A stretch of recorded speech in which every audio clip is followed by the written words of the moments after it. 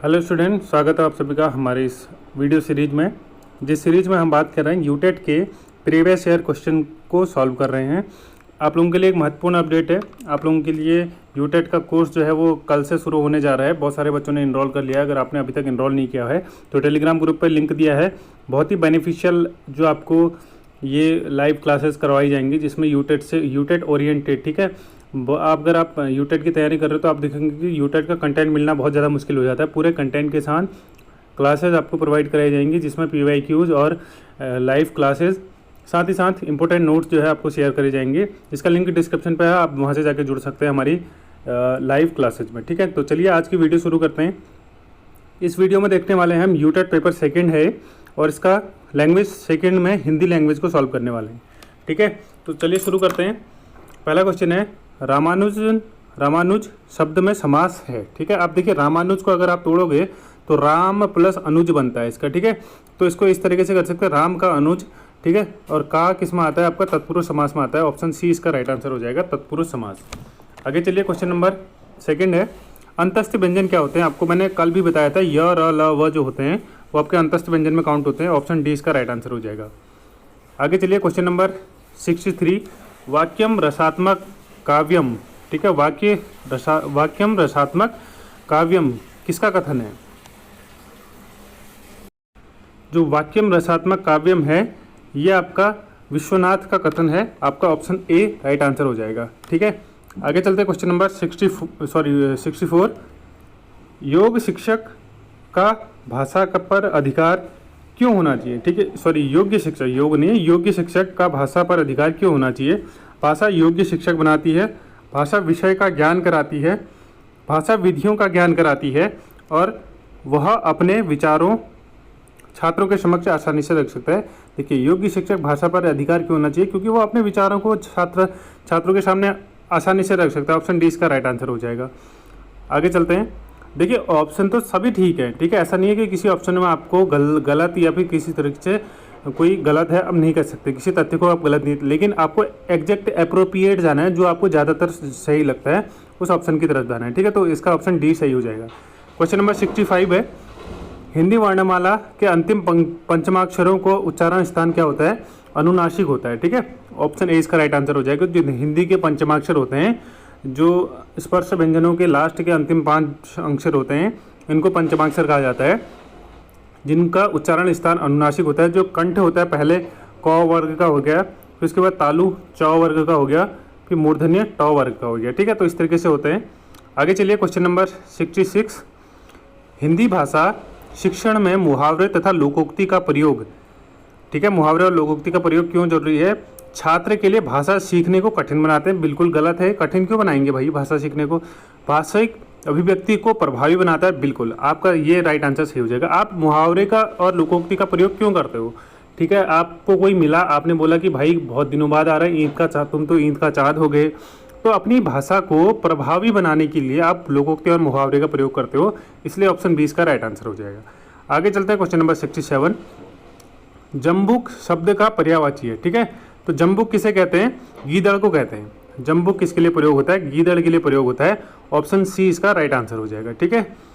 आगे चलिए, question number 68 भाव विव्यक्ति एवं विचार विनिमय हेतु किसी समाज द्वारा स्वीकृत ध्वनि संकेतों के समूह को क्या कहते हैं? ठीक है, भाव अभिव्यक्ति अपने भावों को अभिव्यक्त करने के लिए तथा विचार विनिमय, ठीक है, भाषा जो होती है विचारों के विनिमय करने में काम होती है, हेतु किसी समाज द्वारा स्वीकृत, देखिए समाज एक्सेप्ट कर रहा है उस चीज़ को, ध्वनि संकेत के समूह को क्या कहते हैं? इसका जो राइट आंसर हो जाएगा वो होगा आपका मौखिक भाषा। इसका बिल्कुल राइट आंसर हो जाएगा, क्योंकि देखिए लिखित भाषा के लिए लिपि की जरूरत पड़ती है, मौन भाषा के लिए कोई भाषा की जरूरत नहीं पड़ती है, और विदेशी भाषा दूसरी होती है। तो इसका राइट आंसर मौखिक भाषा होगा, ठीक है, क्योंकि भाव अभिव्यक्त करने हैं और विचार के विनिमय करना हो, ठीक है। समाज द्वारा स्वीकृत, समाज एक्सेप्ट कर लेता है मौखिक भाषा को। जैसे आपने देखा होगा किसी जनजाति की मौखिक भाषा होती है, उसको समाज वहाँ का एक्सेप्ट कर लेता है। ध्वनि संकेत वो मुँह से करते हैं, वो मौखिक भाषा होती है। अगर लिपि होती या फिर अक्षरात्मक उसकी वर्णों की बात करता है तो लिखित भाषा इसका राइट आंसर होता है। फिलहाल के लिए ऑप्शन 20 का राइट आंसर है, ठीक है। आगे चलते हैं, क्वेश्चन नंबर 69 कविता शिक्षण की किस प्रणाली में कविता के गुण दोष का विवेचन करके उसके यथार्थ स्वरूप को आंका जाता है? ठीक है, कविता शिक्षण में किस प्रणाली में कविता के गुणों और दोषों का विवेचन करके उसके यथार्थ स्वरूप को आंका जाता है? पहला ऑप्शन है समीक्षा प्रणाली, व्यास प्रणाली, अर्थबोध प्रणाली और व्याख्या प्रणाली। इसका राइट आंसर हो जाएगा समीक्षा प्रणाली। आप कविता शिक्षण की समीक्षा करोगे, उसके बाद ही उसके यथार्थ स्वरूप को आंक पाओगे। ठीक है, समीक्षा मतलब उस चीज़ को एनालिसिस करना है आपको कि किस तरह आप उस चीज़ को प्रेजेंट कर रहे हो और उसका इम्पैक्ट क्या पड़ रहा है बच्चों के लिए। तो ऑप्शन ए इसका राइट आंसर हो जाएगा समीक्षा प्रणाली। आगे चलते हैं क्वेश्चन नंबर 670। एक मनमोहन तय बसी के उजियारो मोही, ये में अनेक मनमोहन बसावे ना। उक्त पंक्ति में कौन सा अलंकार है?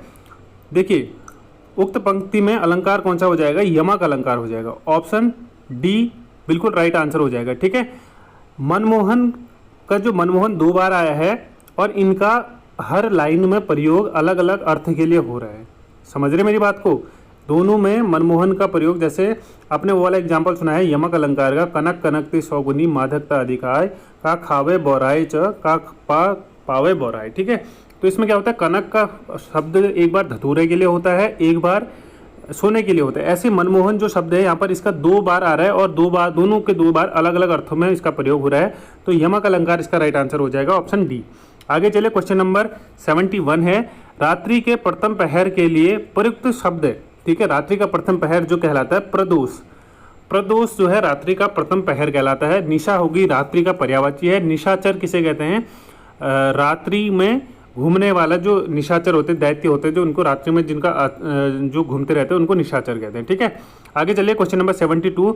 मातृभाषा शिक्षण के किस उद्देश्य के अंतर्गत छात्रों को वर्ण, लिपि, शब्द समूह और वाक्य रचना का ज्ञान कराया जाता है? ठीक है, पहला है भावात्मक उद्देश्य, कौशलात्मक उद्देश्य और ज्ञानात्मक उद्देश्य, ए और बी दोनों। देखिए, आप किस चीज़ का ज्ञान करा रहे हो? वर्णों का ज्ञान करा रहे हो, ठीक है, लिपि भी करा रहे हो, शब्द भी करा रहे हो और शब्द समूह भी करा रहे हो। तो इसका जो राइट आंसर हो जाएगा ज्ञानात्मक उद्देश्य। बच्चों को ज्ञान देने के उद्देश्य से आप इस चीज़ का कर रहे हैं। ठीक है, कौशल होता है स्किल डेवलपमेंट। इसमें भाषा में स्किल का अभी फिलहाल इन सब चीज़ों से कोई लेना देना नहीं होता है। स्किल में आएगी निबंध लेखन, ठीक है, कविता लेखन, अगर वो आता तो आपको वो कौशलात्मक होता है। भावात्मक जो मन के भावों को प्रदर्शित करते हैं, लेकिन हम लिपि वर्ण शब्दों को सीख रहे हैं जो ज्ञानात्मक उद्देश्य के अंतर्गत आएंगे। ऑप्शन सी इसका राइट आंसर हो जाएगा।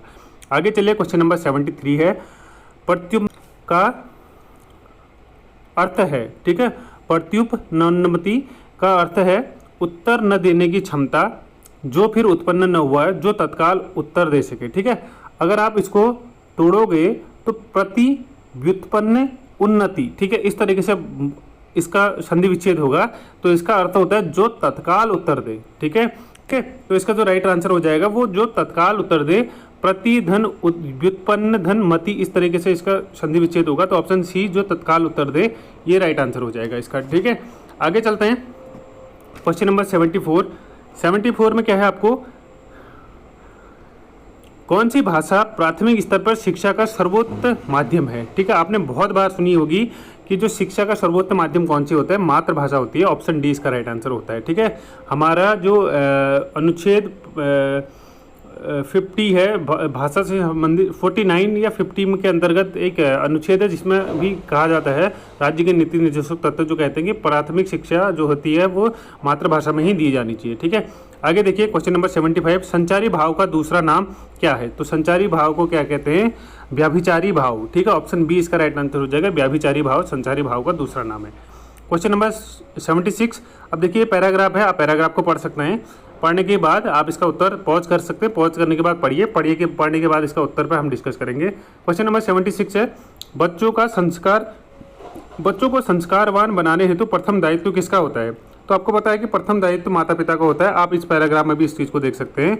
बच्चों को संस्कारवान बनाने हेतु जो प्रथम दायित्व माता पिता का होता है। ठीक है, माता पिता और संस्कार के संबंधित ये पैराग्राफ दिया गया है, आप इसको आराम से पढ़ सकते हैं। ठीक है, आगे चलिए क्वेश्चन नंबर 77, उपर्युक्त गद्यांश में किस कर्तव्य को प्रमुख माना गया? समाज के, राज्य के, अध्यापक के, बालक के। ठीक है, तो इसमें समाज से संबंधित ये जो गद्यांश है तो ऑप्शन ए इसका राइट आंसर हो जाएगा, समाज से। ठीक है, स्वैरिणी का अर्थ क्या होता है? ठीक है, मनमानी करने वाला, व्याभिचारिणी, बुरा व्यवहार करने वाला और सीधी और सरल। ठीक है, स्वैरिणी का अर्थ होता है व्याभिचारिणी ऑप्शन बी इसका राइट आंसर हो जाएगा।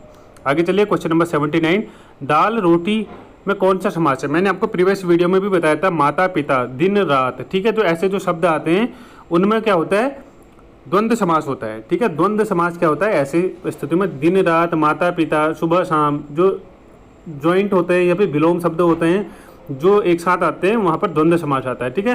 द्विगु समास, जहाँ पर संख्यावाचक कुछ शब्द आते हैं वो द्विगु समास में आते हैं। तत्पुरुष समास में कारकों का प्रयोग किया जाता है, ठीक है। आगे चलते हैं, क्वेश्चन नंबर 80 है आपका, मानस विष देने से क्या अभिप्राय है? जहर पिला देना, मार डालना, बुरा व्यवहार करना, अपराधी बना देना। मानस विष का जो गद्यांश है इसमें प्रयोग किया था, उसका अर्थ जो था अपराधी बना देना। ऑप्शन डी इसका राइट आंसर हो जाएगा, ठीक है। आगे चलिए, एक और पैराग्राफ है, इस पैराग्राफ में आप देख सकते हैं, आप इसको पॉज करके बिल्कुल पढ़िए। देखिए पढ़ना बहुत ज़रूरी है, मैं इसलिए इस चीज़ को स्किप कर रहा हूँ क्योंकि वीडियो काफ़ी लंबी हो जाती है, जिसको आपको मैं पढ़ूंगा तो फिर बात एक ही आपने पढ़ा, तो आप इसको पॉज करके देख सकते हैं, ठीक है। पॉज करिए और पढ़िए, उसके बाद इसका उत्तर दीजिए। क्वेश्चन नंबर 81 है आपके पास, सुंदर वस्तु जीवन की विविधता के साथ क्या करती है? विच्छिन्न, सामंजस्य, समन्वयता, व्यवस्थित, ठीक है। तो ये सामंजस्य बैठाती है सुंदर वस्तु जीवन की विविधता के साथ। ऑप्शन बी इसका राइट आंसर हो जाएगा। क्वेश्चन नंबर 82, सौंदर्य उपयोगी तभी होता है जब उसमें जीवन का स्पर्श मिलता है, भावना का स्पर्श मिलता है, बुद्धि का स्पर्श मिलता है और कल्पना का स्पर्श मिलता है। इसका राइट आंसर हो जाएगा जीवन का स्पर्श मिलता है, ठीक है। ये सभी आंसर पैराग्राफ में आपको डिट्टो देखने को मिल जाएंगे। आप पैराग्राफ को पढ़िए, आपको समझिए, उसके बाद इसके उत्तर दीजिए, ठीक है। क्वेश्चन नंबर 83 है, यथार्थ के कुत्सित पक्ष को एकत्र कर नर्क का आविष्कार करने वाला व्यक्ति है? प्रशंसनीय, दंडनीय, अनुकरणीय और विश्वसनीय। इसका राइट आंसर हो जाएगा दंडनीय। यथार्थ मतलब सच्चाई के कुत्सित पलों को एकत्र कर नर्क का आविष्कार करने वाला दंडनीय होता है। ऑप्शन बी इसका राइट आंसर हो जाएगा। आगे चलिए, क्वेश्चन नंबर 84, नर्क गढ़ा जाने लगा का अभिप्राय है जीवन दुखमय होने लगा, जीवन प्रकाशमय होने लगा, जीवन सुखमय होने लगा, जीवन सरल होने। अब नर्क का मतलब गलत उद्देश्य में लेके जाते हैं, तो नर्क का अर्थ हो जाएगा, आप सीधे सीधे भाषा ही से समझ में आ रहा है, ऑप्शन ए जीवन दुखमय होने लगा, ठीक है। आगे चले, क्वेश्चन नंबर 85 है आपका, उपयुक्त गद्यांश में किस बात के प्रति सतर्क रहने को कहा गया? कल्पना के अतिरेक के प्रति, यथार्थ के एकांगी अभिव्यक्ति के प्रति, सौंदर्य के अतिरेक के प्रति, बुद्धि के अतिरेक के प्रति। जो इसका राइट आंसर हो जाएगा यथार्थ के एकांगी अभिव्यक्ति के प्रति। ऑप्शन बी इसका बिल्कुल राइट आंसर हो जाएगा, ठीक है। अगला है गुलर का फूल होना। भाई बहुत फेमस मुहावरा है, इसका होता है दुर्लभ होना। गुलर का फूल जो होता है वो दुर्लभ होता है, बहुत कम दिखाई देता है, रेयरली। जैसे ईद का चाँद होता है, ईद का चाँद तो फिर भी कभी महीने में एक बार दिखाई देता है या फिर 6 महीने में एक बार दिखाई देता है। गुलर का फूल जो होता है बहुत ही दुर्लभ होता है, जो उसे बोलते हैं गुलर का फूल होना, ठीक है। ऑप्शन डी इसका राइट आंसर हो जाएगा। क्वेश्चन नंबर 87 है आपके पास, चतुर्थी विभक्ति के लिए विभक्ति बोधक चिन्ह का नाम क्या है? देखिए प्रथम, द्वितीय, तृतीय, चतुर्थी, इस प्रकार आप इसको तत्पूर्व कारक के भी उपयोग करते हैं और विभक्ति के लिए भी उपयोग कर सकते हैं, ठीक है। पहला आता है कर्ता, ठीक है। उसके बाद कर्ता ने कर्म को करण से संप्रदान के लिए, ठीक है। तो जो इसका राइट आंसर हो जाएगा संप्रदान आ जाएगा आपका चतुर्थी विभक्ति। पहला कर्ता, दूसरा कर्ता कर्म, तीसरा करण, चौथा संप्रदान। ऑप्शन ए इसका राइट आंसर हो जाएगा संप्रदान, ठीक है। अब देखिए आ गया लिंग की दृष्टि से दही क्या है? आपको पता है कि दही जो होता है वो पुल्लिंग होता है। दही ताजा होता है या दही ताजी होती है? तो दही जो होता है वो ताजा होता है, पुल्लिंग शब्द इसका बिल्कुल सही आंसर है। तो 88 का बी बिल्कुल ठीक हो जाएगा, ठीक है, 88 का बी। आगे देखिए, गायन शब्द के संधि विच्छेद के लिए सही विकल्प हो गया गायन। पिछली वीडियो में भी आया था, पवन आया था ना वहाँ पर, तो यहाँ पर गायन आ गया। तो ये होती है आपकी अयादी संधि, ठीक है। क्या होती है? अयादी संधि। ऑप्शन डी इसका राइट आंसर हो जाएगा, 89 का डी। आगे देखिए, अंतिम क्वेश्चन है, छंद को निम्न में से किस अन्य नाम से जाना जाता है? सिंगल, जिंगल, पिंगल और डिंगल, ठीक है। जो इसका राइट आंसर है, छंद को पिंगल नाम से जाना जाता है, ठीक है। ऑप्शन सी इसका राइट आंसर है, पिंगल के कारण। तो ये थे हिंदी भाषा के 30 प्रश्न। आई होप आपको वीडियो समझ में आई होगी। अगर आपका किसी भी प्रश्न को लेकर कोई डाउट है तो आप कमेंट बॉक्स पे कमेंट जरूर कर सकते हैं। वीडियो को लाइक करेगा अगर आपको वीडियो पसंद आई तो। और हाँ, हमारी लाइव क्लासेस से जुड़ना बिल्कुल मत भूलिएगा, जिसका लिंक डिस्क्रिप्शन पर दिया गया है। बहुत ही कम और रिलेटेबल फीस में आपके लिए बहुत अच्छी 2 महीने की एक साथ कंबाइंड क्लास लेके आ रहा है, जिसमें हम यूटेट का पूरा सिलेबस जो है कवर कर रहे हैं, जो आपको पेपर में एक अच्छा स्कोर दिलाने में बहुत हेल्पफुल करेगा। चलिए ठीक है, आज के वीडियो में इतना ही। Thanks for watching. मिलते हैं नेक्स्ट वीडियो में, तब तक के लिए बाय।